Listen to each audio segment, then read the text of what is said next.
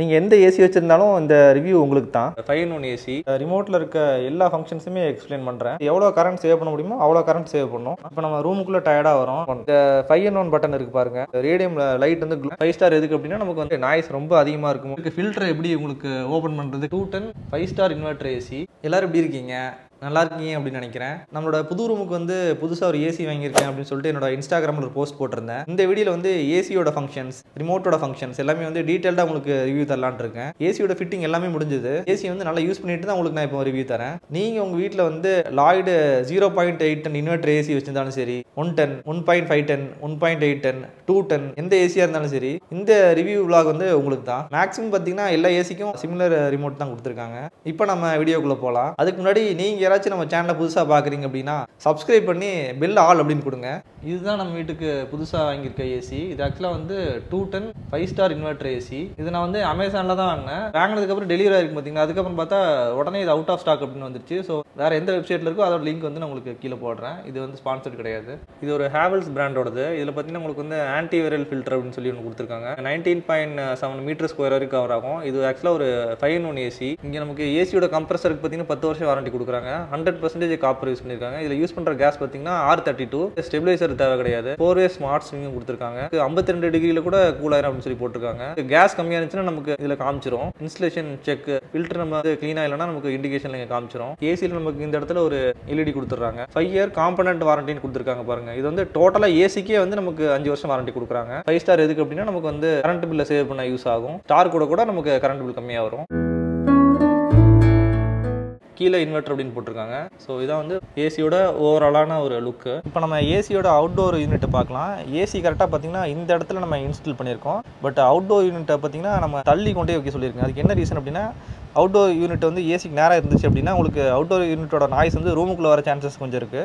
So அதனால் வந்து தள்ளி கொடுத்துருக்கோம். ஸோ நீங்களும் ஏசி புதுசாக இன்ஸ்டால் பண்ணுறீங்க அப்படின்னா அவுட்டோர் யூனிட்டை வந்து முடிஞ்ச அளவுக்கு தள்ளி கொண்டு போயிருங்க. இப்போ நான் உங்களுக்கு இந்த ரிமோட்டில் இருக்க எல்லா ஃபங்க்ஷன்ஸுமே எக்ஸ்பிளைன் பண்ணுறேன். ஃபர்ஸ்ட் இந்த டர்போவை பற்றி பார்க்கலாம். இப்போ நம்ம ரூமுக்குள்ளே டயர்டாக வரோம். நமக்கு வந்து இன்ஸ்டண்ட்டாகவே ஒரு கூல் வேணும் அப்படின்னா இந்த டர்போ பட்டன் நம்ம ப்ரெஸ் பண்ணுறோம் அப்படின்னா ஏசியோட கம்ப்ரஸரும் சரி, ஏசியோட ஃபேனும் சரி மேக்ஸிமம் ஸ்பீடில் ஓடி இன்ஸ்டண்ட்டாக நமக்கு ரூமுக்கு கூலிங் தரும். அதுவே பார்த்தீங்கன்னா ரூமில் வந்து ஒரு குறிப்பிட்ட டெம்பரேச்சர் ரீச் ஆன உடனே ஆட்டோமேட்டிக்காக ஆஃப் ஆகிக்கும். இந்த சென்டரில் இருக்கு பாருங்கள். இதுதான் வந்து ஏசியோட power on power off button. இது நம்ம எல்லாத்துக்குமே தெரியும். இந்த ஈகோ மோட் அப்படிங்கிறது ஏசியில் எவ்வளோ கரண்ட் சேவ் பண்ண முடியுமோ அவ்வளோ கரண்ட் சேவ் பண்ணும். இந்த ஈகோவை ஆக்டிவேட் பண்ணுறதுக்கு 5-in-1 அப்படின்னு இருக்கு பாருங்க. அதை நம்ம வந்து கன்வெர்ட்டிபிள் வந்து ஆட்டோமேட்டிக்கில் வைக்கணும். CA அப்படின்னா கன்வெர்ட்டிபிள் ஆட்டோமேட்டிக் அப்படின்னு அர்த்தம். அப்போ தான் நம்ம ஈகோ மோட ஆக்டிவேட் பண்ண முடியும். இந்த மோட் கரெக்டாக பார்த்தீங்கன்னா நமக்கு 24 டிகிரி செல்சியஸில் ஒர்க் ஆகும். கம்ப்ரஸரை வந்து இருக்கிறதுலே வந்து லோயஸ்ட் ஸ்பீடில் வைக்கும். இதை நம்ம வந்து எப்போ யூஸ் பண்ணிக்கலாம் அப்படின்னா வெளியே வந்து ரொம்ப ஹாட்டாக இல்லை அப்படின்னா இதை யூஸ் பண்ணி கரண்ட் சேவ் பண்ணிக்கலாம். இந்த ஸ்லீப் மோட் அப்படிங்கிறது வந்து நம்ம கம்ஃபர்டபுளாக தூங்க யூஸ் ஆகும். ரூமுக்கு வெளியே வந்து ஹாட்டாக பார்த்தீங்கன்னா 40 டிகிரி இருக்குது அப்படின்னு வச்சுக்குவோம். நம்ம ஏசியை வந்து 23ல் செட் பண்ணிட்டு தூங்குறோம். திடீர்னு நைட்டு பார்த்தீங்கன்னா நல்லா மழை பெய்ய ஆரம்பிச்சு அவுட் சைடு டெம்பரேச்சர் வந்து 16 போயிடுச்சு அப்படின்னு வச்சுக்குவோம். ஏசி வந்து அதை ப்ராப்பராக சென்ஸ் பண்ணி டெம்பரேச்சர் வந்து அதுவாகவே ஸ்மார்ட்டாக அட்ஜஸ்ட் பண்ணி நமக்கு கம்ஃபர்டபுளான ஒரு தூக்கத்தை தரும். இந்த ஸ்லீப் அமுத்தின உடனே இங்கே நிலா மாதிரி வரும். ஏசிலையுமே பார்த்தீங்கன்னா லைட் வந்து உங்களுக்கு கொஞ்சம் டிம் ஆகும். இதில் இருக்க மோடு பார்க்கலாம். ஃபர்ஸ்ட் நம்ம இதை கிளிக் பண்ண உடனே நமக்கு வரது பார்த்தீங்கன்னா ஆட்டோ மோடு தான். ஆட்டோ மோட் அப்படிங்கிறது வந்து பேசிக்காக பார்த்தீங்கன்னா நம்ம ரூம் டெம்பரேச்சர் வந்து 24 டிகிரியில் மெயின்டைன் பண்ணும். ஃபேன் ஸ்பீடை வந்து ஆட்டோமேட்டிக்காக அதுவாகவே கூட்டி குறைச்சி நமக்கு தேவைப்படுற மாதிரி தரும். நெக்ஸ்ட் ப்ரெஸ் பண்ணோம் அப்படின்னா இதில் நமக்கு வரது வந்து கூல் மோடு. இந்த கூல் மோடில் வந்து நம்ம மேனுவல் கண்ட்ரோல்ஸ் எடுத்துக்கலாம். நமக்கு தேவைப்பட்டது எல்லாமே வச்சுக்கலாம். நெக்ஸ்ட் நம்ம ப்ரெஸ் பண்ணோம் அப்படின்னா இதில் வரது வந்து ட்ரை மோடு. ரூமோட ஹியூமிடிட்டி, அதாவது வந்து ரூமோட ஈரப்பதம் அதிகமாக இருக்குது அப்படின்னா இல்லை மழை டைமில் வந்து நீங்கள் ஏசி யூஸ் பண்ணுறீங்க அப்படின்னா ரூமில் இருக்க ஈரப்பதத்தை வந்து நம்ம இந்த ட்ரை மோடு போட்டோம் அப்படின்னா எடுத்துரும். இப்போ நம்ம அடுத்து பார்க்க போகிற ஃபங்க்ஷன் வந்து ஃபேன். கிளிக் பண்ணோம் அப்படின்னா ஒரு ஃபேன் படம் தெரியுது பாருங்க. உங்கள் ரூமில் வந்து ஃபேன் இல்லைனாலோ இல்லை ரூம் வந்து ஆல்ரெடி ரொம்ப கூலாக இருக்குது நம்ம வந்து ஏசி போட வேண்டாம் அப்படின்னு நீங்கள் நினச்சாலோ ஏசியில் இருக்க ஃபேனை மட்டும் நம்ம யூஸ் பண்ணிக்கலாம். நெக்ஸ்ட் இதை ப்ரெஸ் பண்ணுறோம் அப்படின்னா இங்கே ஒரு சூரியன் படம் வருது பாருங்க.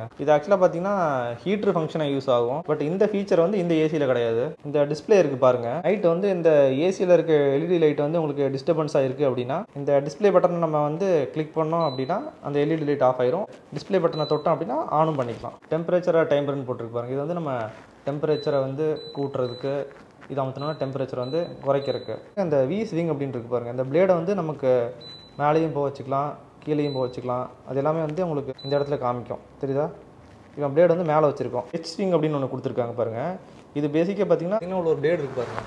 அதை ப்ரெஸ் பண்ணுறோம் அப்படின்னா அந்த பிளேடு வந்து நமக்கு ரைட்டில் லெஃப்ட்டில் போகும். ரூம் ஃபுல்லாக வந்து சர்க்குலேட் பண்ணுறதுக்கு இதை நம்ம யூஸ் பண்ணிக்கலாம். இது வந்து ஃபேன் அப்படின்னு போட்டுருக்கு பாருங்கள். இது பேசிக்காக பார்த்தீங்கன்னா உங்களுக்கு வந்து ஃபேன் ஸ்பீட் வந்து கூட்டுறதுக்கு, டவுனுங்கிறது வந்து ஃபேன் ஸ்பீடை வந்து குறைக்கிறதுக்கு. நெக்ஸ்ட் வந்து இங்கே மை மோட் அப்படின்னு ஒன்று இருக்குது பாருங்கள். நீங்கள் உங்களுக்கு பொதுவாக எந்த டிகிரி நீங்கள் யூஸ் பண்ணீங்களோ அதை வச்சுட்டு ஸ்விங் வந்து உங்களுக்கு தகுந்த பொசிஷனில் செட் பண்ணிவிட்டு எவ்வளோ நேரம் வந்து இந்த ஏசி நீங்கள் ரன் ஆகணும் அப்படின்னு நீங்கள் நினைக்கிறீங்களோ அந்த டைம் வரையும் நீங்கள் செட் பண்ணிவிட்டு எல்லாத்தையும் செட் பண்ணிட்டு இந்த மை மோட் பட்டனை வந்து நீங்கள் ஒரு 10 செகண்ட் ப்ரெஸ் பண்ணுங்கள். அது ஆட்டோமேட்டிக்காக பார்த்தீங்கன்னா ரிமோட்டோட மெமரியில் ஸ்டோர் ஆயிரும். எப்படிங்கிறத உங்களுக்கு நான் இப்போ டெமோ பண்ணி காமிக்கிறேன். நமக்கு வந்து 26ன்னு வச்சுக்குவோம். ஃபேன் ஸ்பீட் வந்து இன்னும் கொஞ்சம் கூட்டிக்கலாம். மை மோட அமுத்தி பிடிச்சி சேவ் பண்ண போகிறோம். ஸ்டார்ட்.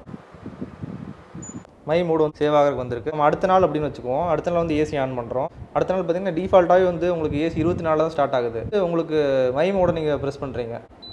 ப்ரெஸ் பண்ணோடனே நீங்கள் ஆல்ரெடி என்ன டெம்பரேச்சர் செட் பண்ணி எத்தனை மணி நேரத்தில் நீங்கள் ஏசி ஆஃப் ஆகணும்னு வச்சுருக்கீங்களோ அது வந்து உங்களுக்கு இப்போ வந்துடும். இப்போ நம்ம டைமர் ஆன் அப்படின்னு ஒரு மோட் இருக்குது பாருங்கள். இதை நம்ம ப்ரெஸ் பண்ணிக்கிறோம் அப்படின்னா இத்தனை மணி நேரம்னு காமிக்குது பாருங்கள். இதில் வந்து கரெக்டாக நம்ம ஏசி 2 மணி நேரம் தான் ஓடணும் அப்படின்னு நினைக்கிறோம். ஸோ 2 மணி நேரம் செட் பண்ணிவிட்டு ஓகே கொடுத்துட்றோம். ஸோ 2 மணி நேரம் கழிச்சு ஏசி பார்த்தீங்கன்னா உங்களுக்கு ஆட்டோமேட்டிக்காகவே ஆஃப் ஆயிரும். அதுக்கடுத்து இங்கே டைமர் ஆஃப் இருக்கு பாருங்கள். டைமர் ஆஃப் பண்ணிங்கன்னா உங்களுக்கு டைமர் ஆஃப் ஆயிரும்.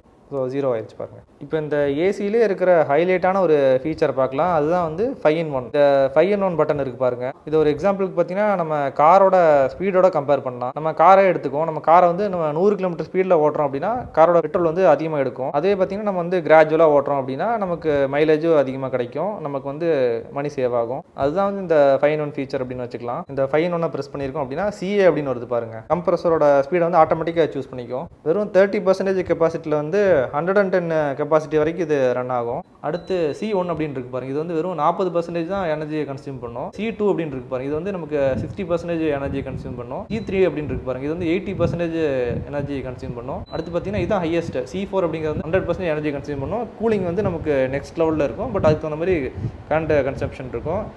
ஏசியோட 2 டன்னுமே இது எடுத்துக்கும். வைஃபை அப்படின்னு இருக்கு பாருங்கள். இந்த ஏசியில் வந்து நமக்கு வைஃபை ஃபீச்சர் கிடையாது. ஸோ இதை வந்து நம்ம ஸ்கிப் பண்ணிக்கலாம். அடுத்து ஹியூமிடிட்டி அப்படின்னு இருக்கு பாருங்கள். அடுத்து இருக்கு பாருங்கள். இதுதான் வந்து சைலண்ட். இப்போ வந்து பார்த்தீங்கன்னா ஏசி வந்து பயங்கர உங்களுக்கு நாய்ஸியாக தெரியும். உங்களுக்கு வந்து நைட்டு தூங்கும்போது ஃபேன் சவுண்ட் வந்து உங்களுக்கு ரொம்ப அதிகமாக இருக்குது அப்படின்னு நீங்கள் நினச்சிங்கன்னா ஃபேன் ஸ்பீட் வந்து நீங்கள் ஒரு லெவலாக குறைச்சிட்டு இருக்காமல் சைலண்ட் பட்டனை வந்து நம்ம ஒரு ப்ரெஸ் கொடுக்குறோம்.